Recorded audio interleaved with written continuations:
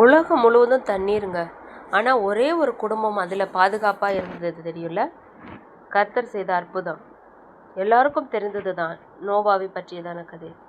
கர்த்தர் நோவாவுக்கு முன்பாகவே சொல்லிவிடுகிறார், இது மாதிரியான ஒரு மழை வரப்போகிறது என்று பேழையை ரெடி பண்ணும்படியாக. கர்த்தர் சொன்ன அதே வார்த்தையை கீழ்ப்படிந்து கர்த்தர் எப்படியனா பேழையை செய்ய சொல்கிறாரோ அதைப்படி செய்கிறாருங்க. நோவா எவ்வளோ ஒரு கீழ்ப்படிதல் உள்ள மனுஷராய் காணப்படுகிறார் பார்த்தீங்களா.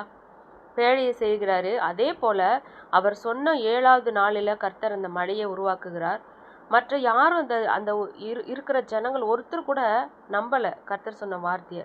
ஆனால் நோவா நம்பி பேழையை செய்தார். மழையிலிருந்து காப்பாற்றப்பட்டார். மிருக ஜீவன்களும் அந்த குடும்பத்தாரும் பாதுகாப்பான அந்த இடத்துல கர்த்தர் அமர வைக்கிறார். கர்த்தரே அந்த கதவை அடைக்கிறாருங்க. நோவாவின் பேழை உள்ள அனுப்பிவிட்டு நம்மளுடைய வாழ்க்கையில நம் வீடை கர்த்தர் பாதுகாக்கணும். நம் கூடாரத்தில் கர்த்தருடைய பாதுகாப்பு நிறைவாக இருக்கணும். பிள்ளைகள் மேலே கர்த்தருடைய பாதுகாப்பு நிறைவாக இருக்கணும். முதலாவது தேவனை நம்ம விசுவாசிக்கணும். நோவா விசுவாசித்தார், கீழ்ப்படிந்தார். நாமும் அப்படியாய் நீர் செய்ய நினைத்தது தடைபடாது. எனக்காக யாவையும் செய்யும் தேவனே,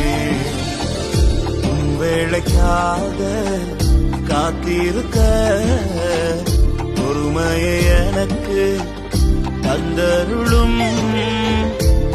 வேளைக்காக